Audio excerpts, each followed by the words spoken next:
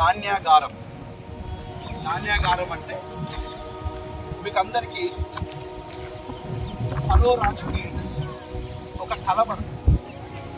ఆ కలబడ్డప్పుడు ఆయన బలిసిన పక్క చిక్కిన ఎన్నులు దూడల కలగండి 7 సంవత్సరాల కరువు వస్తుంది అని చెప్పినప్పుడు యోసేపును అధిపతిగా నిలబెడతాయి.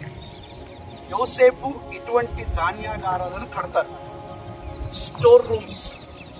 ఈ స్టోర్ రూమ్ కింది నుంచి పై దాకా ఉంది, ఇక్కడ నుంచి అక్కడ దాకా ఉంది.